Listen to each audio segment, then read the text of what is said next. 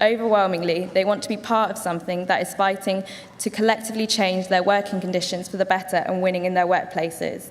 The only way to ensure the future of the union is to develop a clear organising strategy which revitalises our workplace activism and recruits more members and our young members to a collective movement. So I would urge delegates to vote for this motion. Thank you very much, Delegate. I'll take the next speaker, please. Delegate, you're really welcome. Please introduce yourself. Good afternoon, Congress. My name is Grace Adebayo. I'm a first-time delegate, but not a first-time speaker. I was here yesterday. I want to speak in support of motion 1. I was talking to a friend yesterday, and I said, the UNISON, the importance of UNISON. Without UNISON, there will be no equal treatment in workplaces. But if we don't have members, how do we put this across?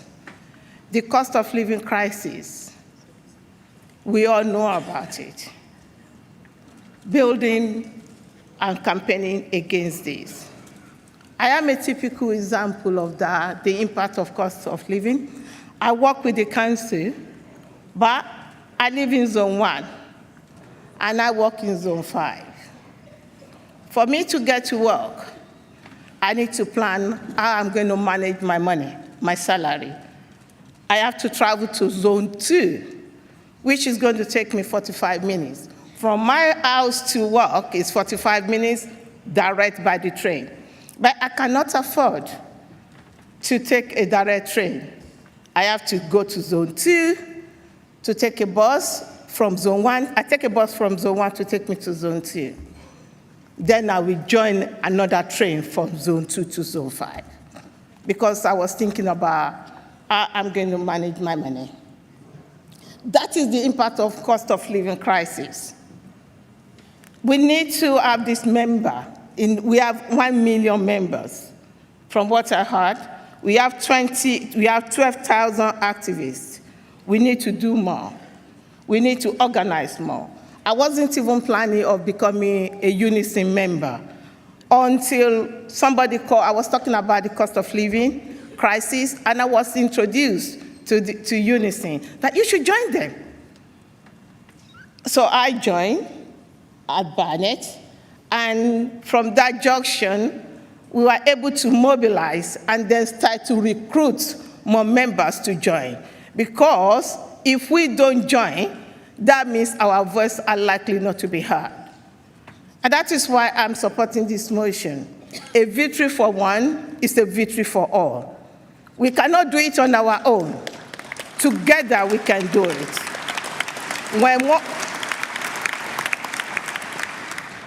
When one wins, we all win.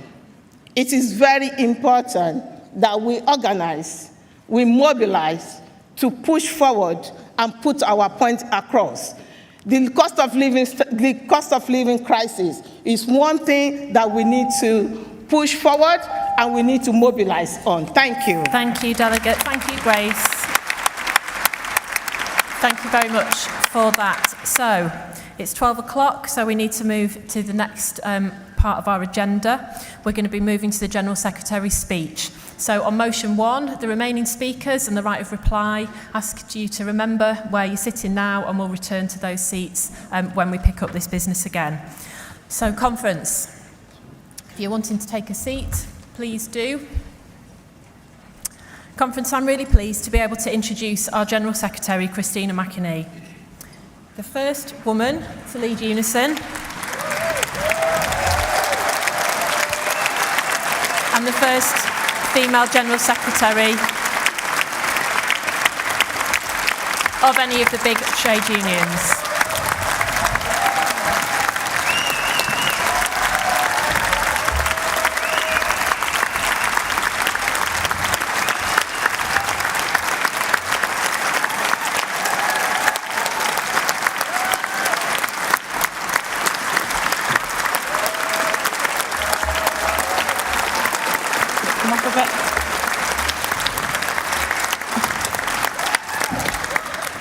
Vice President, Conference, thank you so much for such a warm welcome. And I want to start by thanking all of you for all of our activists and the NEC for all the time you give to this union. Whether we agree or not, it's still your time that you're dedicating to the members of our union. To the activists who stood here at the rostrum yesterday and shared their kind words of support and solidarity with me, I do want to say a huge personal thank you. You have no idea what it meant to me.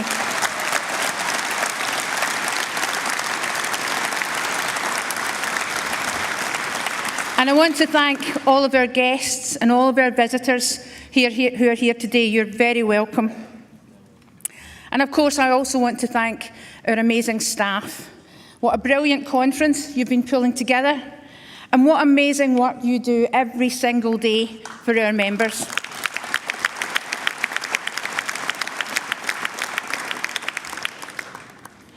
So welcome to our first in-person conference in 3 years, my first opportunity as General Secretary to speak to you in person at our National Delegate Conference.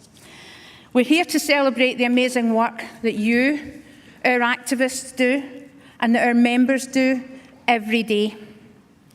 To remember the fantastic support you've been giving to working people despite the huge pressures you've been under for the past 2 years. But instead of being able to celebrate, we find ourselves smack bang in the middle of the worst cost of living crisis in 70 years.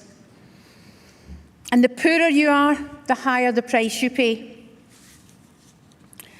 Struggling families forced to choose between heating and eating, food banks stretched to breaking points, mental health services on their knees, 1 in 4 people missing meals, and 700,000 more children in poverty than there were 10 years ago. This Tory government should hang their heads in shame.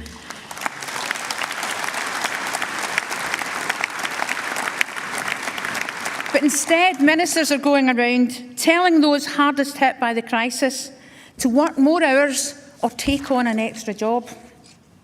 So, Conference, worried about how you're going to feed your family?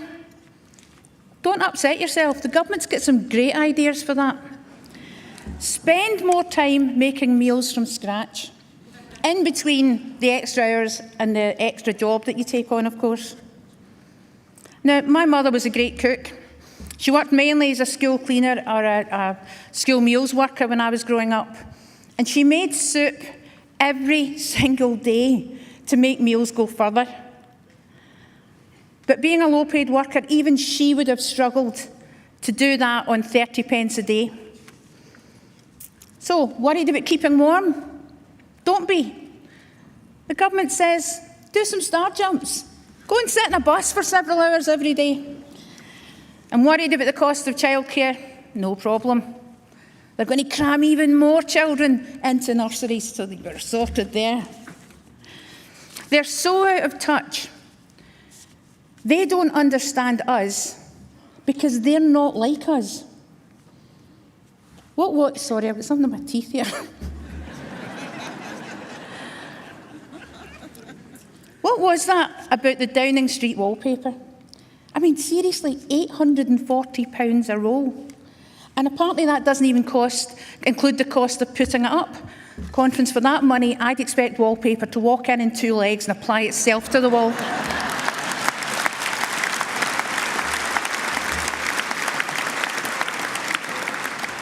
Be in no doubt, Conference, this crisis is down to political choices. The Tories choose not to increase taxes on the wealthiest. They were dragged kicking and screaming into a windfall tax. They stubbornly refuse to increase capital gains tax. Instead, the government is increasing national insurance, a tax on working people. Because if you get your income from stocks and shares, and I'm sure loads of you do, or you own 4 or even 4,000 buy-to-let properties, you pay nothing more. How unfair is that? Poverty is a choice made by the powerful. Instead of making political choices that help the less well-off, this government is happy to let those who unashamedly profiteered from the pandemic off the hook. Almost £10 billion of our money wasted on useless PPE. What's being done to get that money back? And how about another windfall tax on the indecent profits made by the companies who blatantly exploited this pandemic? And what about the £4 billion worth of fraudulent COVID loans given to employers? Where are the prosecutions for that?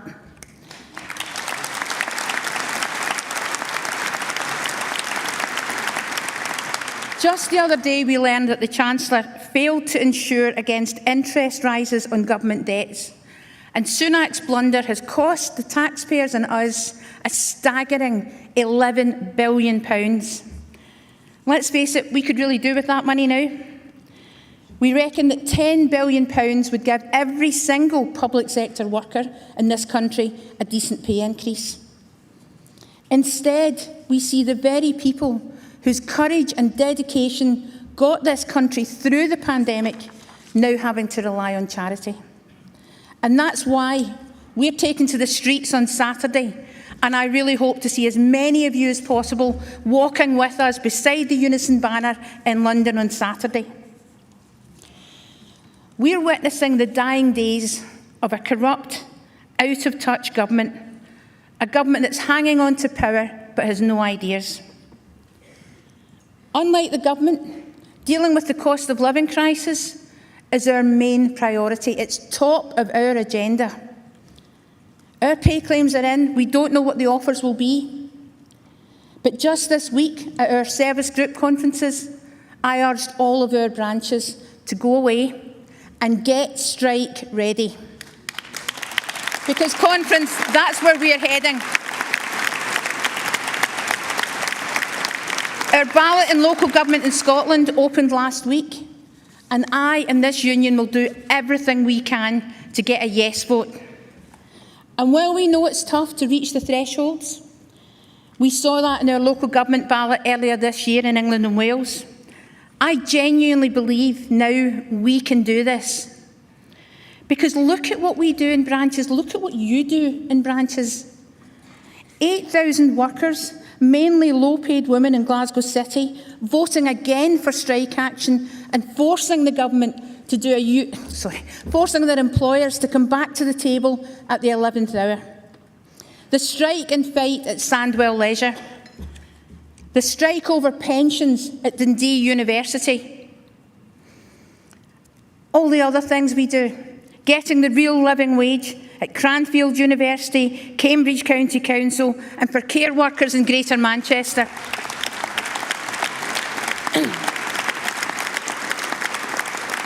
Getting outsourced staff brought back onto Agenda for Change national pay rates. In Pennine Care, North and East Lancashire, Cumbria, Reading, Bedfordshire Health, Conference, the list goes on. And just last week, getting Circle workers brought back in-house in Lanarkshire Health after a brilliant campaign.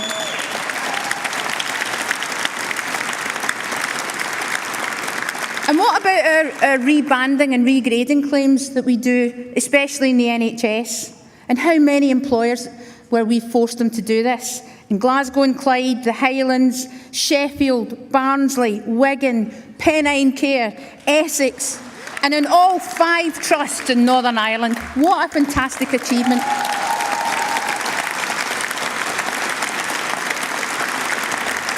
Because rebanding healthcare workers and healthcare assistants puts between £1,500 and £3,000 into the pockets of literally thousands and thousands of low-paid workers.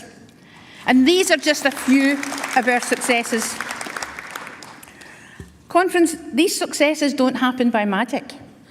You don't go up to the employer and ask for it and they say, oh, you know what, that was a great idea, I wish we'd thought of that. Wins like these take hard work, and every single one of them has to be fought for. As with the wider campaigns we do in our communities, like the brilliant campaign in Northern Ireland to extend free school meals, like the campaign in Wales to get a national care service. Conference, this is the power of our union. Boris Johnson's government talks big but does little. Meanwhile, we get on and do the things that make a positive difference to our members' lives. So, Conference, it's been a tough year in many ways. We haven't always been pulling in the same direction. There were times when it felt like we were focusing far too much on internal issues of the union, on the bureaucracy of our union. Well, Conference, we employ a team of dedicated staff who are well able to deal with the bureaucracy of our union. What we, the elected leadership, need to focus on is the fight back. The fight to defend our members, and we do that by being united against a common enemy.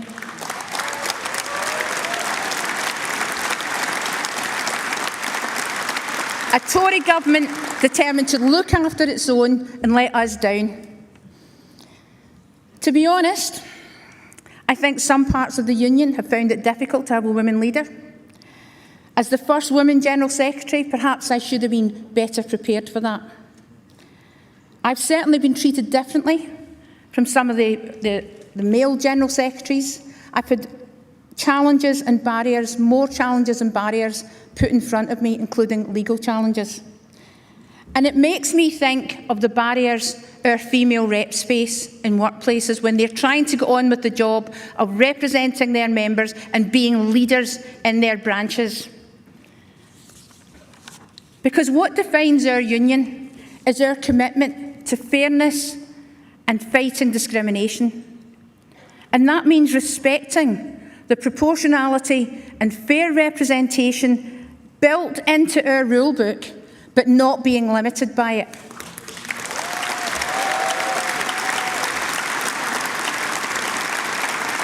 It means acknowledging we are a union of 1 million women members, and we have a responsibility to speak up on the issues that matter to them. It means not ignoring women's voices and concerns. It means we speak out against racism in society, and yes, Conference, in our union, wherever we see it.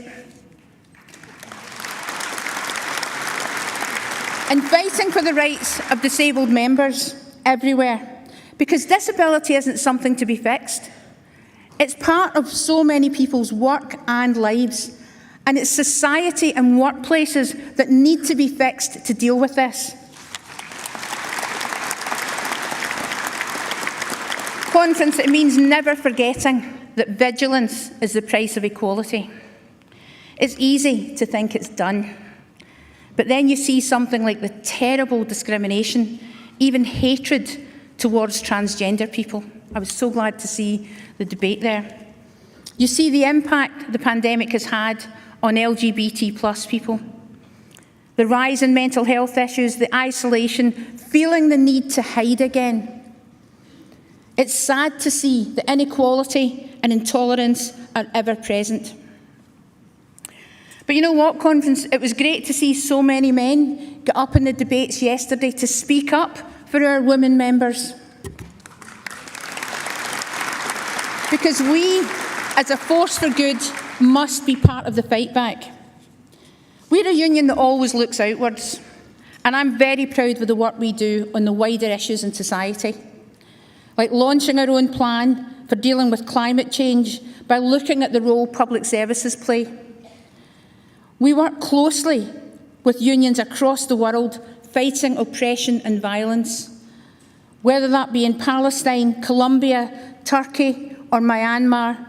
And of course, more recently, we've been supporting the trade unions in Ukraine.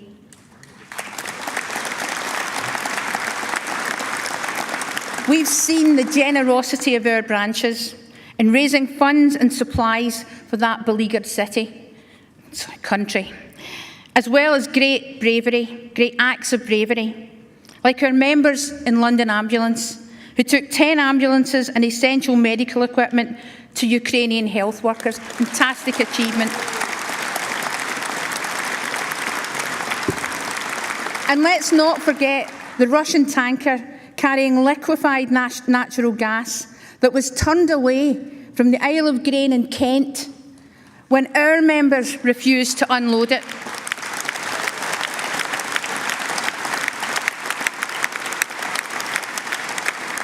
And while we're dealing with the big issues that face us, I'm very conscious that you and members elected me on a Manifesto of Change, and I'm delivering on those pledges.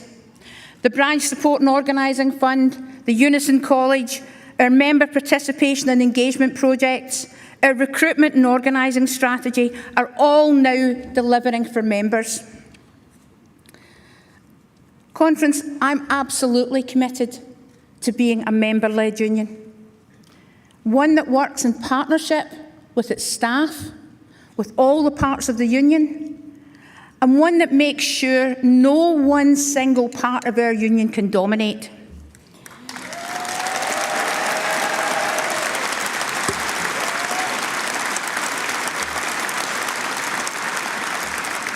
Of course, our National Delegate Conference is paramount, because this is the one time our branches can come together to decide the future of our union. Because you delegates, you have the power to make change happen in our union. This is your conference, and it's the opportunity to do just that, to set our priorities, to determine our key agenda items. It's time to reflect, and it's time to press the reset button if you think we need a change of direction. Conference, it's also been a difficult year for me personally, and I wasn't sure right up until today whether I was going to share this with you, but I've decided I will. So in February this year, I was diagnosed with breast cancer. I've had surgery and radiotherapy, and thankfully it was caught early. But it brought some, thank you.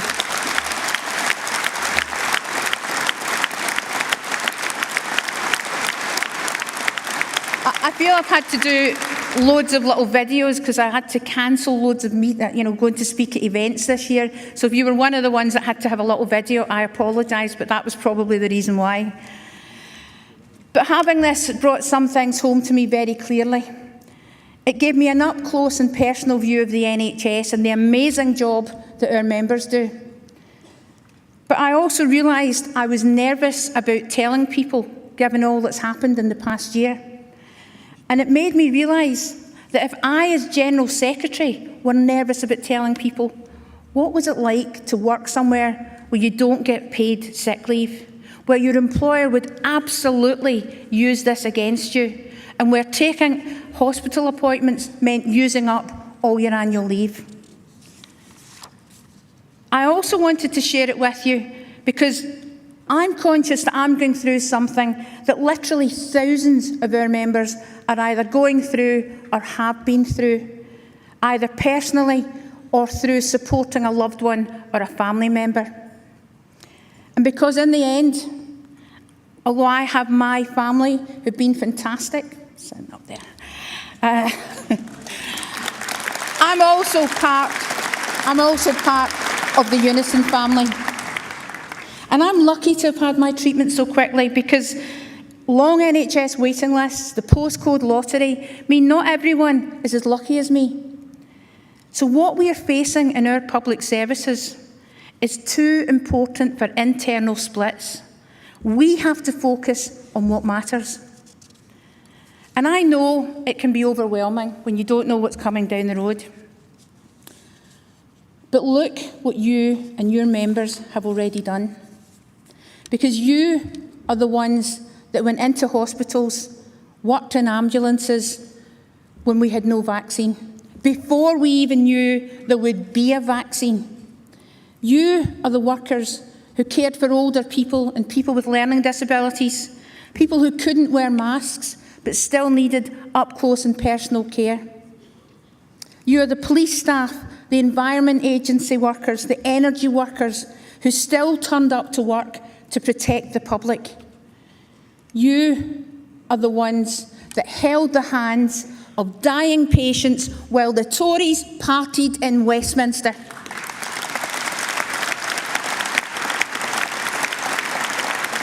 Conference, our members don't run away from a crisis. You run towards it. You're part of it. You help to fix it, and you help others. We demanded a public inquiry, and I will make sure the sacrifice of our members is not forgotten by this country or by the Tories.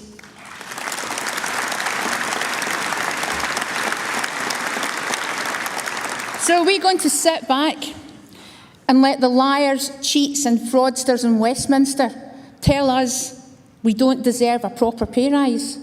Are we going to let them tell us it's time to practice pay restraint? Well, are we?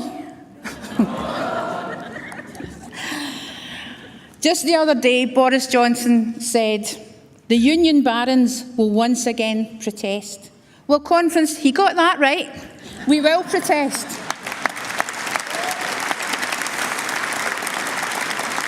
And if we have to, we will strike to protect our members and protect public services.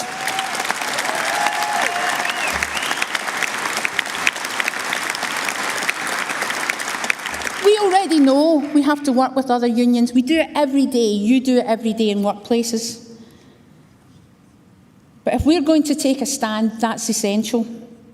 And if we're going to be united as a movement, we have to be united as a union.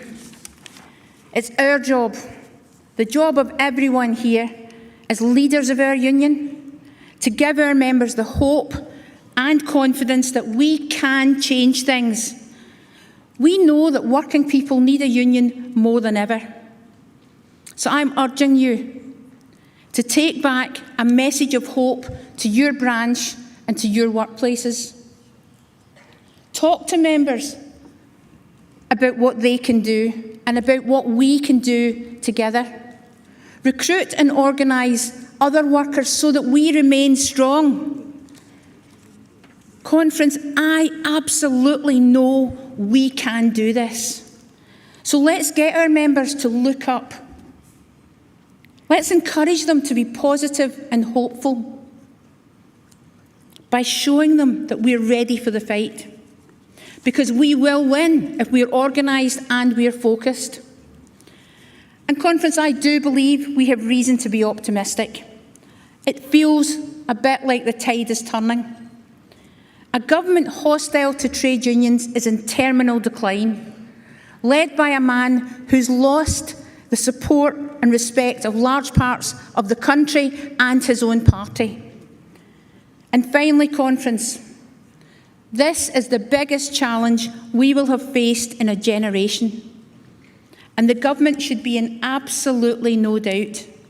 Unison is strong, Unison is resolute, and Unison is up for the fight.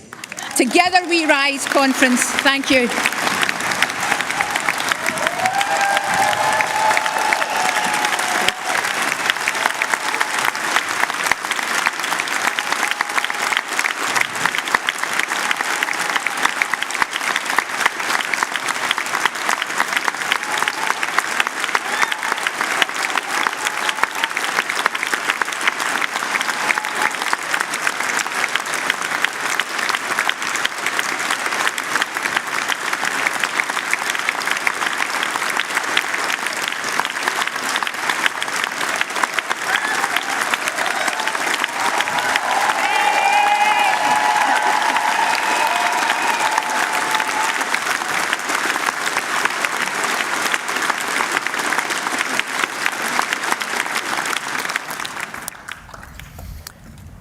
Thank you, Christina, and wow, thank you for those stirring words. And isn't it great to be able to have these events back in person and to be able to be addressed? So thank you so much for that.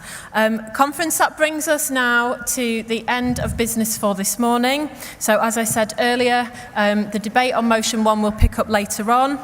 Can I just remind delegates that Conference Hall will be closed during the lunch period? Remember that for safety reasons, no